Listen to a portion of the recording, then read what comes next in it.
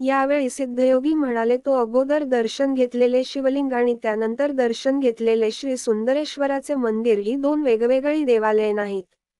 तुला अशा प्रकारचा अनुभव घडवून आणावा अशी श्री दत्तात्रेयांची अनुज्ञा होती.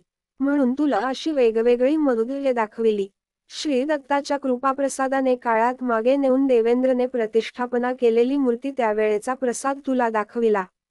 तू पाहिलेली सारी सृष्टी श्री दत्तप्रभूंच्या केवळ संकल्पाने भविष्य वर्तमान मानामध्ये बदलू शकते. वर्तमान काळ भूतकाळात व भूतकाळ वर्तमानात परावर्तित होऊ शकतो. भूतकाळातील घडलेल्या साऱ्या घटना वर्तमान काळात घडत असलेल्या व भविष्यकाळी घडणाऱ्या साऱ्या घटना श्री दत्तप्रभूंच्या संकल्पानुसार घडतात. एखादी गोष्ट घडणे न घडणे अथवा वेगळ्या प्रकारे घडण्यास श्री दत्तप्रभूंचा संकल्पच कारणीभूत असतो. ज्या संकल्पने सृष्टीची उत्पत्ती स्थिती व लय होतो त्या महासंकल्पनाचे प्रणेते प्रत्यक्ष श्री दत्तप्रभू आहेत. तेच सगुण रूपात पीठिकापुरम या क्षेत्र श्रीपाद वल्लभ या नावाने अवतरले आहेत.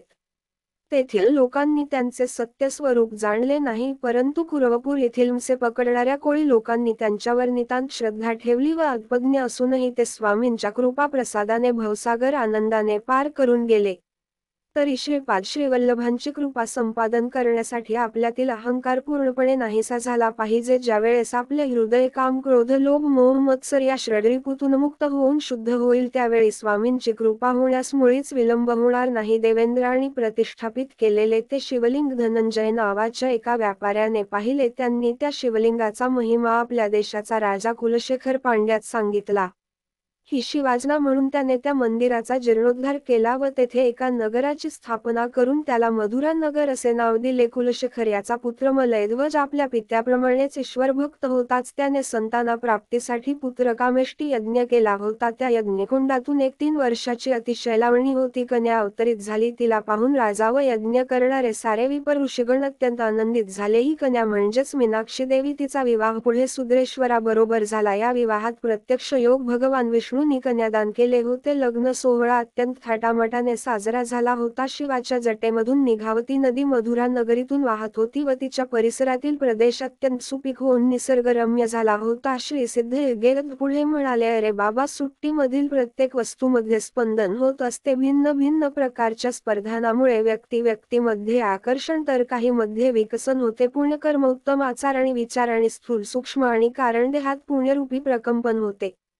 पापकर्माने पापरूपी प्रकल्प होते. मनुष्याच्या पुन्हा येणे पुण्यशील व्यक्तींचा संघ अर्थात सत्संगाची प्राप्ती होते. पुण्यस्तरांचे दर्शन घडते. पुण्यकर्मात अस्थी वाढून फोडण्याची वृद्धी होत जाते व पापांचा नाश होतो. या सर्वांचे फलस्वरूप म्हणून श्री दत्तप्रभूवर भक्ती जडते. अरे बाबा शंकर भट्टा, तुझ्यावर श्री श्रीपाद वल्लभांची अफार कृपा असल्यामुळेच तू येथे येऊ शकलास. माझ्या सदभाग्याचे मलाच आश्चर्य वाटत होते. श्री श्रीपादवल्लभांच्या दर्शनाची तळमळ दक्षिणे वाढत होती. केव्हा एकदा करवपुरी जाऊन श्रींच्या चरणी नतमस्तक होऊन असे झाले होते. अशा स्थितीतच मला नेत्रा लागली होती. दुसऱ्या दिवशी सकाळी उठलो तर आश्चर्याचा धक्काच बसला. मी एका उंच शर्टीकडे वरील पिंपळाच्या झाडाखाली होतो. जवळपास कोणी माणसे नव्हती. मी रात्रीच्या श्री सिद्ध योगींद्रांच्या आश्रमात राहिलो होतो. तो आश्रम दिसत नव्हता. मला वाटले रात्रभर जे आश्रमात राहिलो श्री सिद्धयोगींच्या वचनामृताचा आस्वाद घेतला तो एक भ्रम होता काय असे नाना विकल्प म्हणत येऊ लागले. तेव्हा मी आपले सामान आवरून घेऊन पुन्हा प्रवास सुरू केला. सकाळी निघालेला दुपार झाली तरी चालतच होतो. थोड्याच वेळात एक लहानसे गाव दिसले. मला अत्यंत भूक लागली होती. मी ब्राह्मणांच्या शिवाय इतर कोणाचे घरी अन्न ग्रहण करीत नसेल. त्या गावात एकही ब्राह्मण नव्हता. ते एक गिरिजन लोकांची गाव होते. त्यांचा मुख्य माझ्याजवळ आला व म्हणाला, आमच्या गावात कोणीही ब्राह्मण नाही. आम्ही तुला फळे व मध देतो. त्याप्रमाणे त्या वृद्ध गृहस्थांनी मला फळे व मध आणून दिले. मी ते खाणार एवढा ते कावळा उडत आला आणि माझ्या डोक्यावर येऊन बसला व त्यांचीने डोक्यास इजा करू लागला. मी त्याला हाकलण्याचे खूप प्रयत्न केले, परंतु व्यक्त केले तेवढ्यात बाजूस असलेल्या झाडावरून एकदम 4-5 कावळे आले.